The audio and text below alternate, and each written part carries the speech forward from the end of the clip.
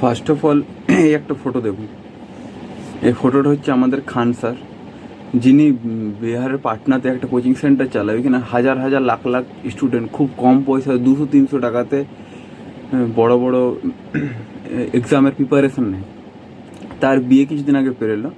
আর এই বিয়ে পার হওয়ার পরে এই একটা ফটো, এই যে ফটোটা দেখতে পাচ্ছেন স্ক্রিন, এই ফটোটা খুব ভাইরাল হচ্ছে। এবং কি কিছু আমাদের এই ইউথ, যারা ইয়ং ইউথ, কিছু দেশভক্ত, মানে যারা ফেসবুকে পোস্ট করে করে মাথা খারাপ করে দেয় দেশভক্তি দেশভক্তি দেশভক্তি, তারা এই ফটোটা নিয়ে পরে একটা ফটোটার নিচে একটা ক্যাপশন দিচ্ছে। ক্যাপশনটা কী লিখছে?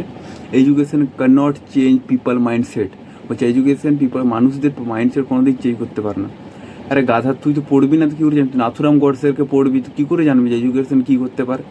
ঈশ্বরচন্দ্র বিদ্যাসাগর, এপিজে আব্দুল কালামকে পড়বি, তাহলে তুই বুঝতে পারবি যে এডুকেশন মানুষের কীরকম চিন্তাধারা চেঞ্জ করতে পারে। খান স্যারের বইয়ের একটা পাল্লু মাথার নিচে নেমে এসছে, ওইটা নিয়ে তোরা এইসব মানে কথা বলছিস।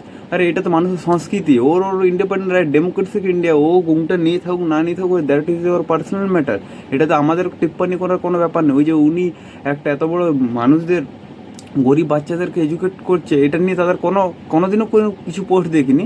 আজকে ওর বইয়ের একটা ঘুমটু একটু নিচে হয়ে গেছে, ওটা নিয়ে বলছে education can not change you people. Because কারণ একটাই, কারণ কি খান স্যার হচ্ছে মুসলিম, বাস এইটুকুটাই।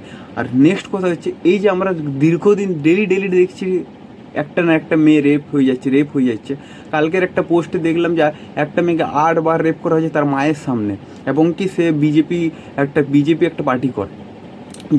যত বড় বড় রেপিস্ট একটা বড় বড় পলিটিক্যাল পার্টিতে ঢুকে আছে, সেই সব নিয়ে তাদের কোনো কথা নেই। শুধু তাদের কথা এই কে কী করছে, ও মুসলিম, ও হিন্দু, আর এইসব নিয়ে ওদের কথা নেই। আর বড় বড় কথা দেশভক্তি গান্ডু, তোমরা দেশভক্তি হলে তোমরা দেশের জন্য কলঙ্ক, এটা মাথায় রাখো। এত তো মেয়ে রেপ হয়ে যাচ্ছে, এত তো মাস্টাররা সালা রাস্তায় নেমে গেছে, এইসব নিয়ে তাদের কোনো চিন্তা ভাবনা নেই। শুধু কে মুসলিমকে খান স্যার মুসলিম বললে আজকে তোমরা এইভাবে ওকে ট্রোল করছো।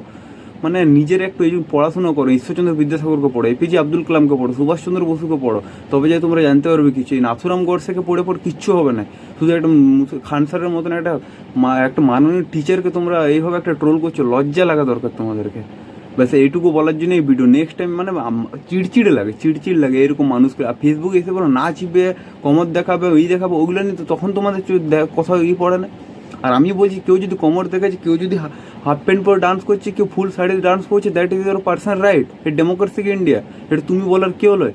তুমি এই যে রেপ করে বড় বড় পলিটিক্যাল পার্টি জয়েন করলে, যে সেগুলোর দিকে তুমি সাপোর্ট করছো, সেগুলোর ব্যাপারে তোমাদের কোনো কথা নেই। আর ওইসব এইদিকে বড় বলি জয় শ্রীরাম, আর এদিকে কাল দিন তোমার মা রেপ হয়ে যাবে, তোমার বোন রেপ হয়ে যাবে, তখন তুমি কোথায় থাকবে? বড় কথা শুধু।